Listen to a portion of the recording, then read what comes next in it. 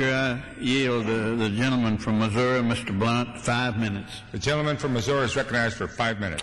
I thank the gentleman for yielding, and let me say to start with that I am in complete agreement, as approximately 407 of our members plus will be, with the gentleman from Texas, the gentleman from Tennessee, and the gentleman from Illinois. I appreciate the work Mr. Gordon and Mr. Hall have done to get this bill to the floor. In fact, Missouri State University, right next to my home in Springfield, has a leading project going on in nanotechnology. I think it is important.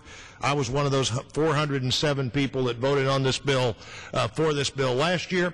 I expect to vote for this bill today, and as Mr. Cohen earlier said, as a member of the minority, I want to talk about what we're not doing on the floor today.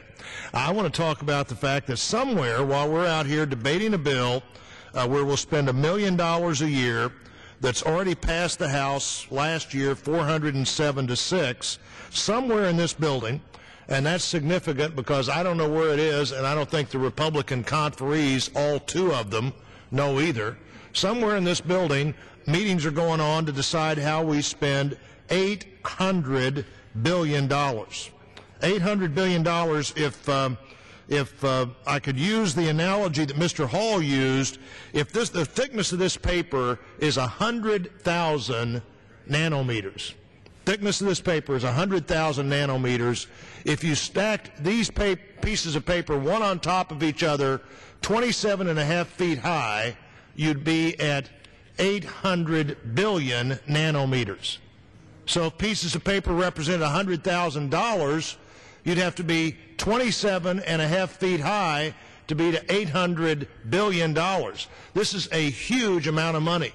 And later, if greater experts than me at nanotechnology figure out that it's only 26 feet, it's still a lot of money. It's $800 billion. Last year when we worked together on a stimulus package, not the case this year, we said, the Speaker said, I said, others said, a stimulus package has to be timely, it has to be targeted, it has to be temporary.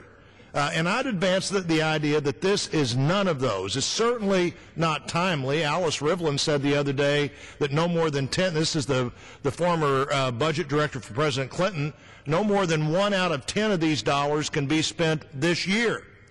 There's some other estimate that, well, maybe it's as high as 2 out of 10.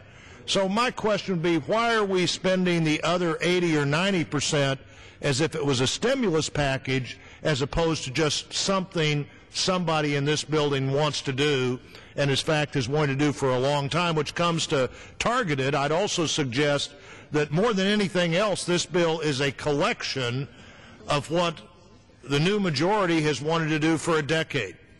I believe I could go through the debates of the House over the last 10 years and find virtually every single thing in this bill having been proposed sometime during the last 10 years, and we didn't do it sometimes because the majority thought it was a bad idea, often because the majority at that time, the other side, my side, thought we just simply couldn't afford it.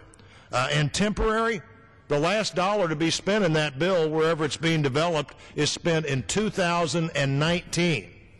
Not timely, not temporary, not targeted, and if you're measuring it in money, lots of nanometers of money.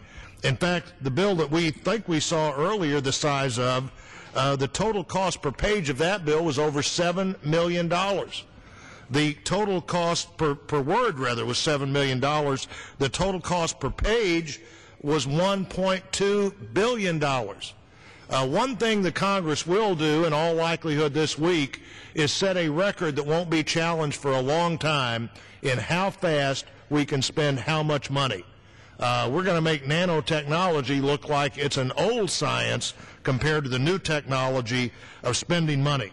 So while we're debating this bill that absolutely will pass, that there is virtually unanimous agreement on, some group of people in the majority of the House and Senate is deciding what that big bill is going to look like. And believe me, most of us will have no idea what's in it the day we vote for it. It will be impossible to know, and only over the next 6 months when the American people find out what's in that bill, will members of Congress begin to wish that they had not voted for the bill today and taken the time this kind of spending deserves, and I yield back the balance of my time. Gentleman yields back his time. Gentleman from Tennessee.